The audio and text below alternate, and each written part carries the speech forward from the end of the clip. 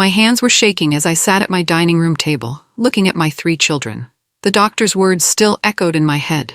Stage 3 breast cancer.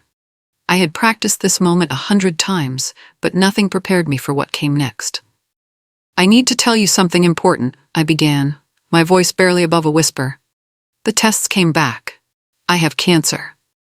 The silence was deafening. Then Caleb, my oldest at 35, leaned back in his chair and crossed his arms. Well, that's just great, Mom. We're not ruining our lives playing nurse for you. Nadine, 32, rolled her eyes like I had just told her about a minor inconvenience. You should have taken better care of yourself. All those years of not exercising and eating whatever you wanted. Victor Jr., my youngest at 29, stood up without saying a word. He grabbed his jacket and headed for the door. Before leaving, he turned back and muttered, "Don't call us when it gets worse."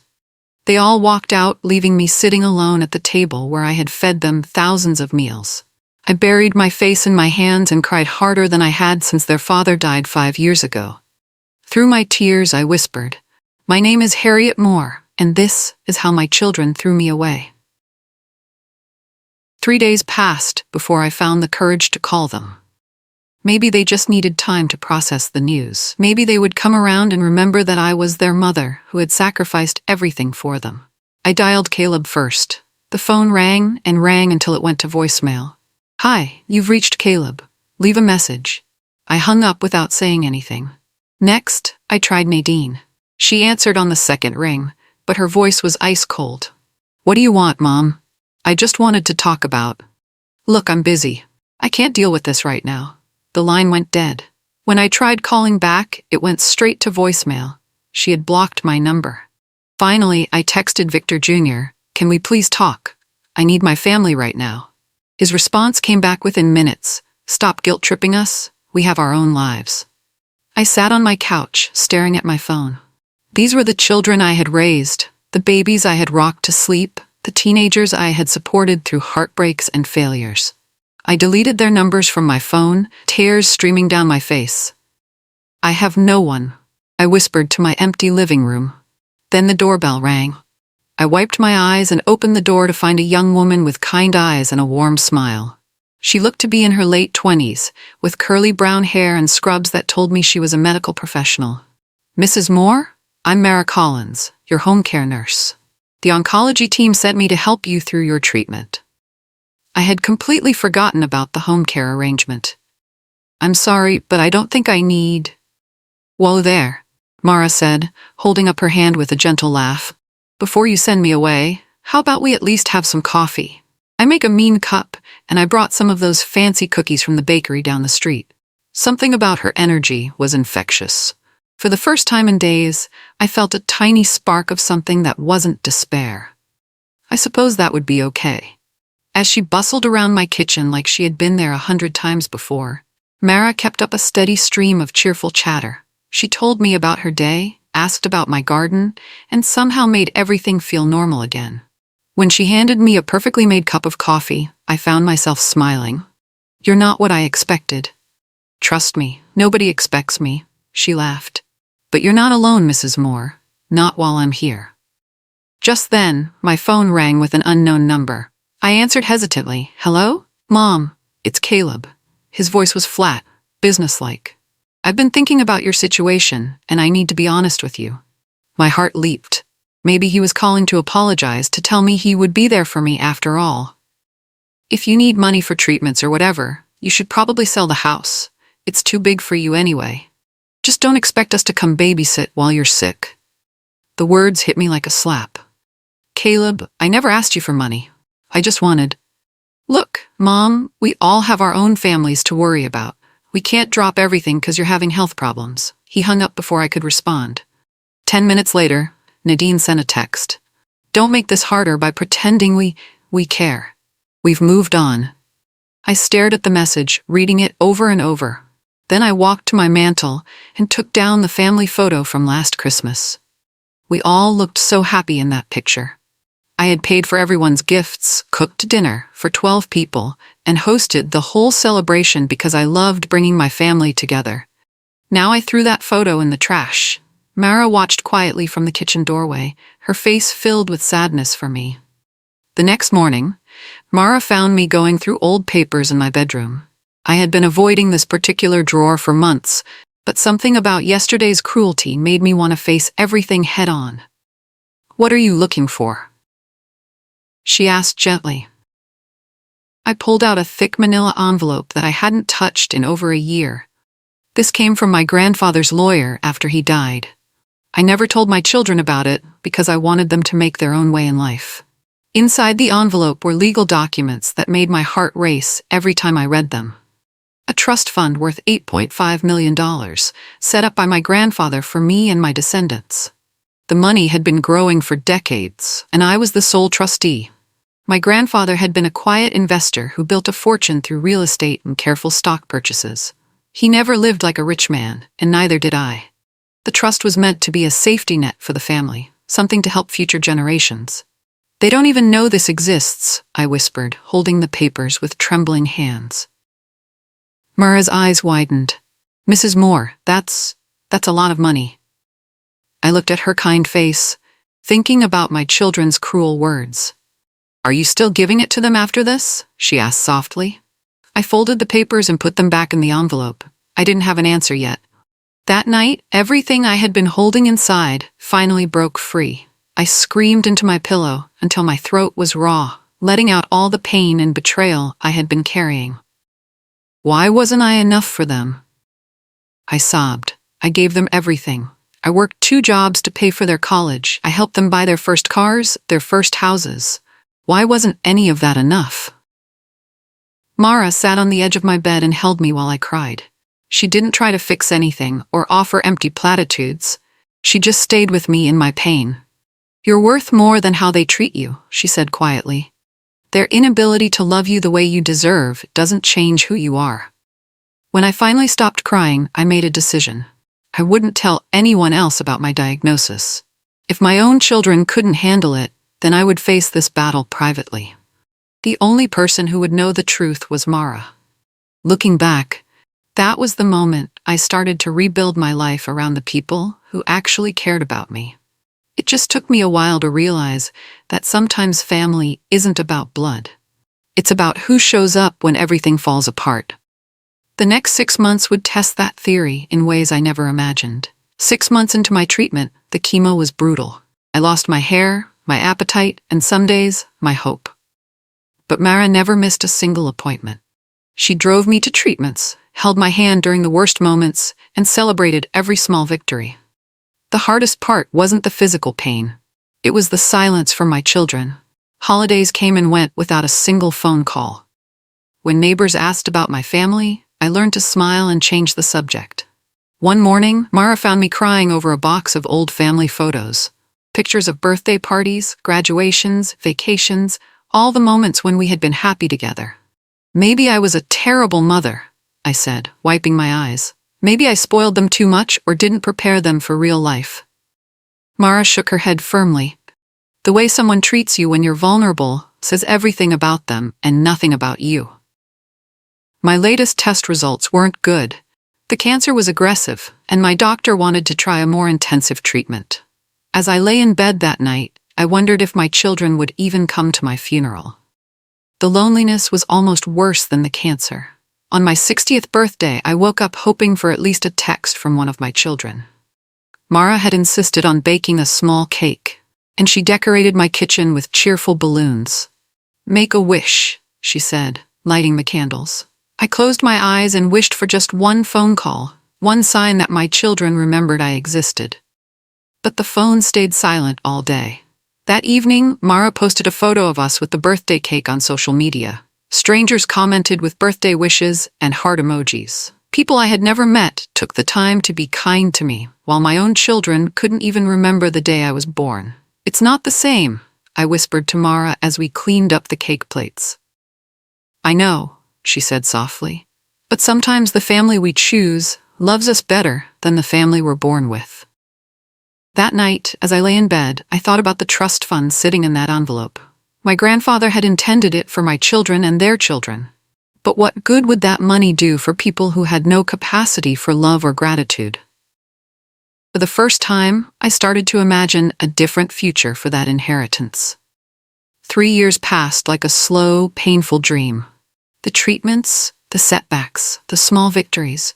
Mara was there for all of it. My children never called, never visited, never acknowledged that I existed. Then, against all odds, something miraculous happened. At my latest appointment, Dr. Peterson smiled as he read my test results. "Harriet, I have incredible news. Your cancer is in complete remission. We'll need to keep monitoring you, but as of today, you're cancer-free." Mara burst into tears and hugged me so tight I could barely breathe. "You did it," she whispered. "You beat it." As we drove home from the hospital, I felt something I hadn't experienced in years. A sense of power. I had faced death and won. I had survived the worst thing that could happen to a person, and I had done it without my children's help.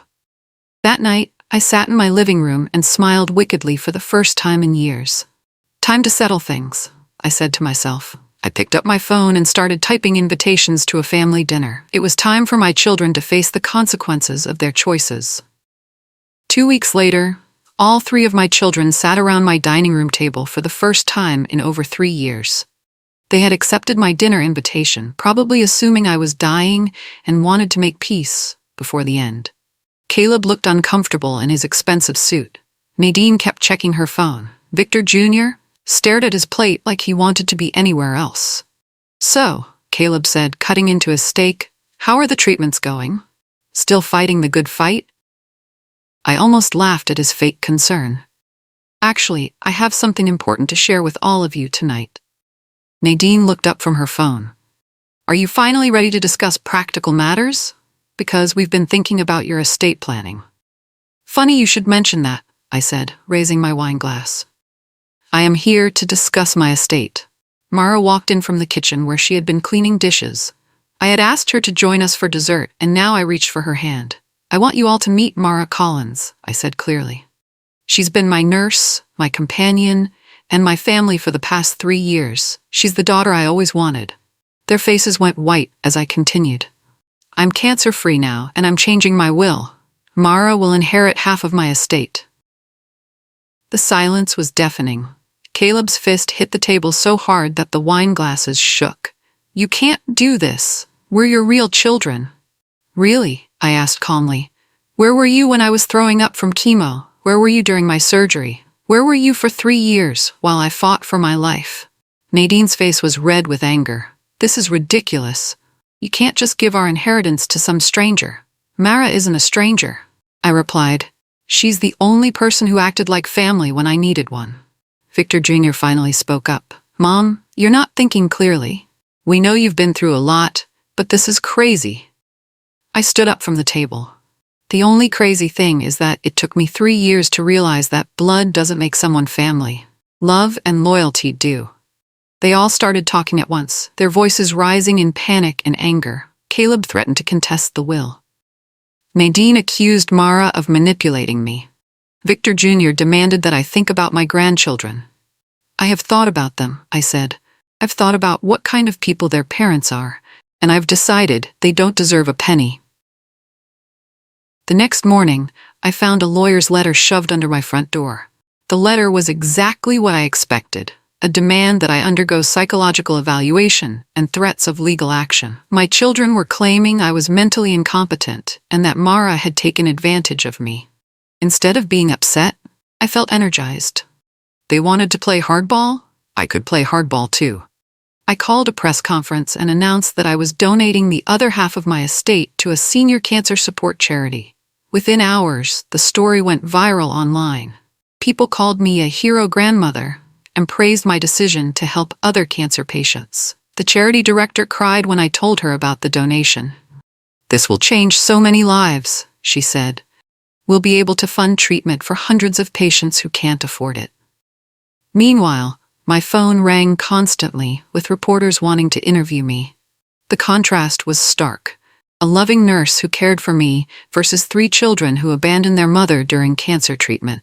Social media exploded with support for my decision.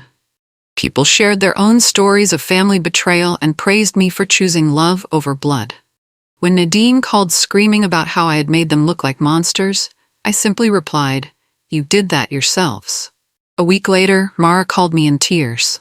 Someone had thrown a brick through her apartment window, and her car had been vandalized in the parking lot.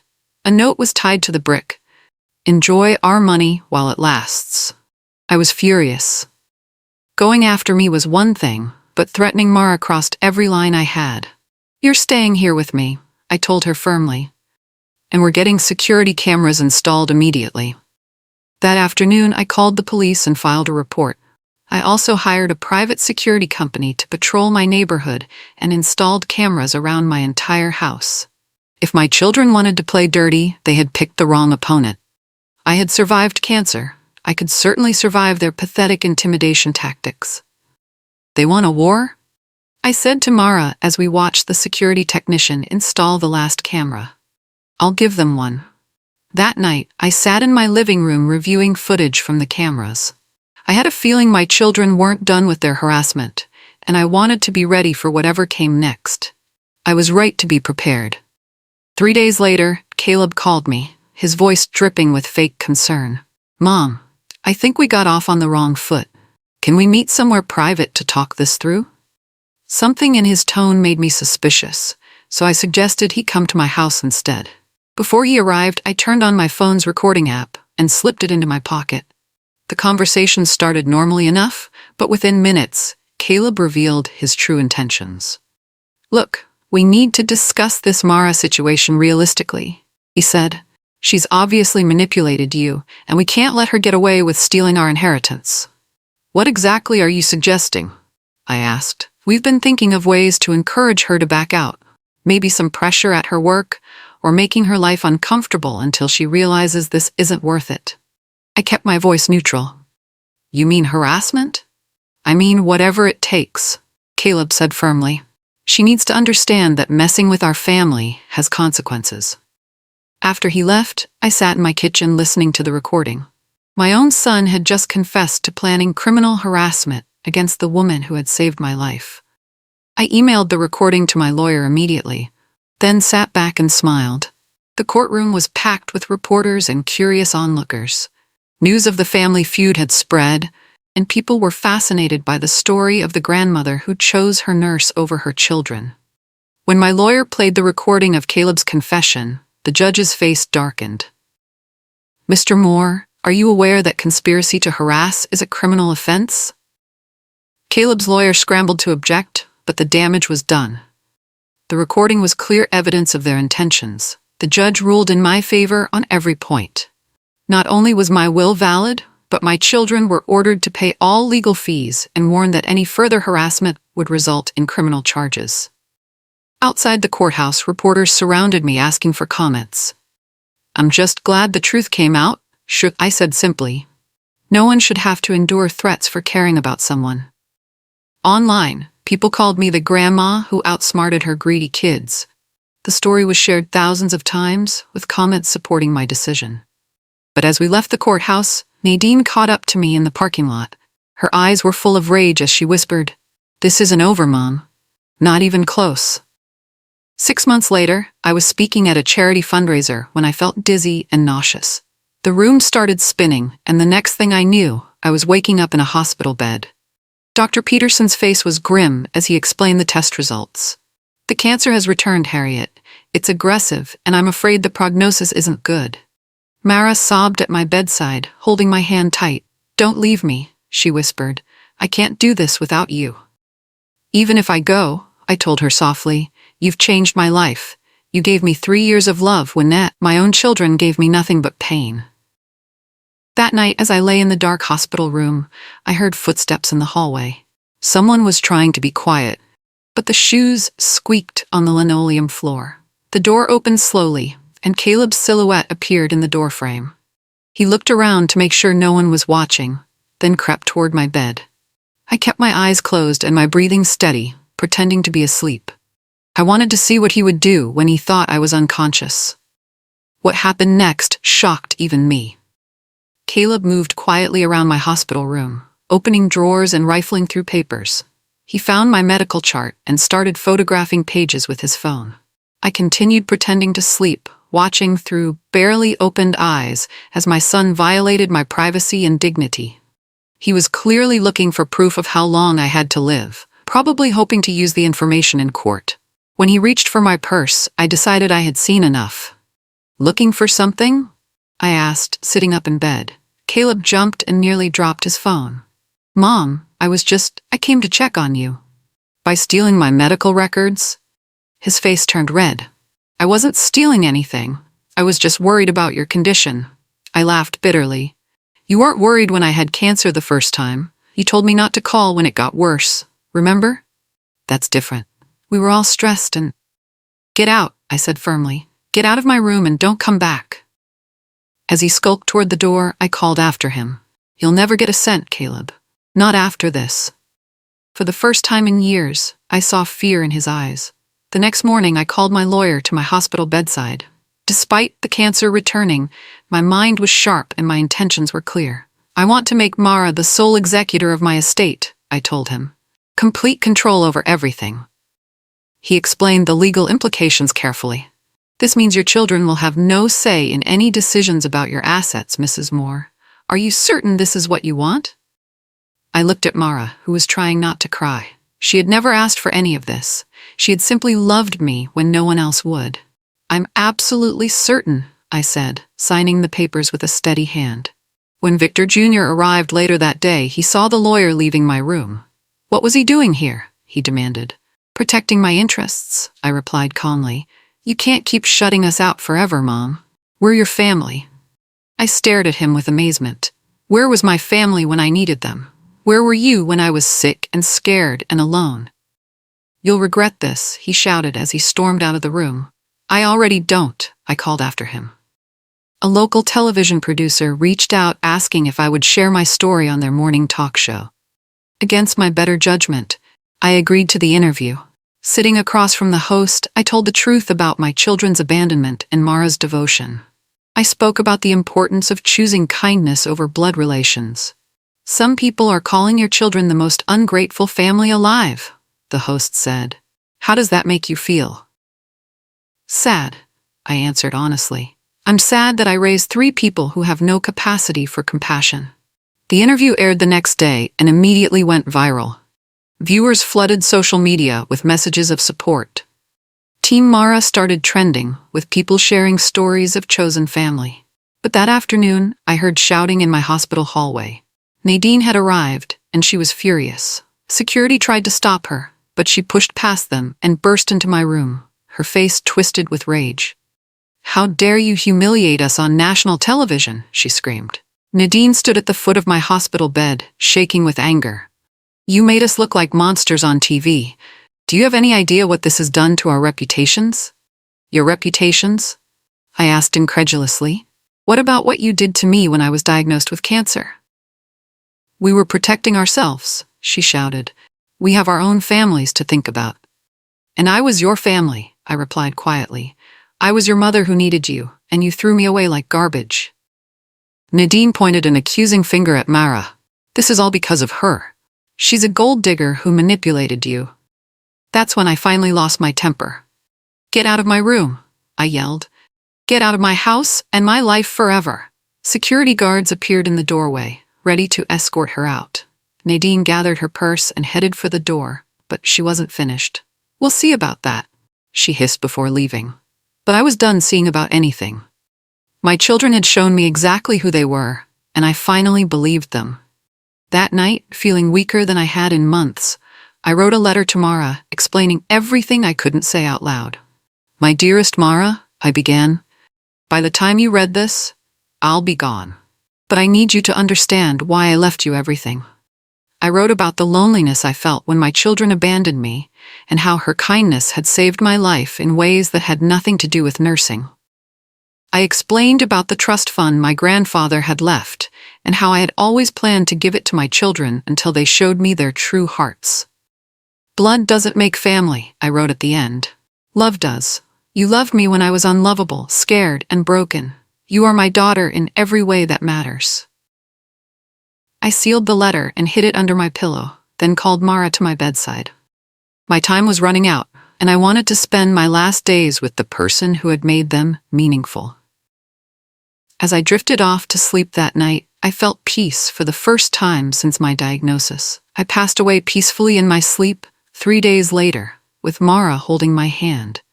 She told me later that she had been reading to me from my favorite book when my breathing simply stopped. According to Mara, my children arrived at the hospital just minutes after I died. They rushed into the room expecting to have some final moment with me, but instead found Mara crying beside my bed. "Where were you?" Mara asked them through her tears. "She called for you so many times." Caleb, Nadine, and Victor Jr. stood there in awkward silence, probably realizing that they had missed their last chance to make things right. But honestly, I don't think they came to apologize. I think they came to make sure I was really gone. They glared at Mara like she was the enemy, when really she was the only reason I had died with love in my heart, instead of bitterness. The funeral was small but meaningful. Mara spoke about our friendship, and the charity director talked about the impact my donation would have.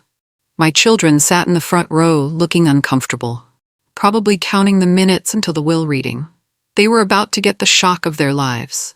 The lawyer's office was tense as we gathered for the reading of my will. My children sat on one side of the conference table, while Mara sat alone on the other side.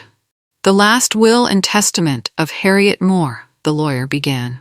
He read through the standard legal language before getting to the important parts. "To my nurse and dear friend Mara Collins, who showed me love when I needed it most, I leave my entire estate, including my house, my savings, and all contents of the trust fund established by my grandfather." The room was dead silent. Nadine's face went white. Caleb's mouth fell open. "To the Brighton Cancer Support Center, I leave a one-time donation of $4 million to help other families facing this terrible disease.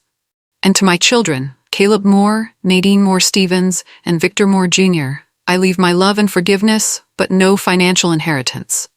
Nadine actually fainted. Caleb jumped up screaming, "We'll appeal this. There's no way this will stand in court."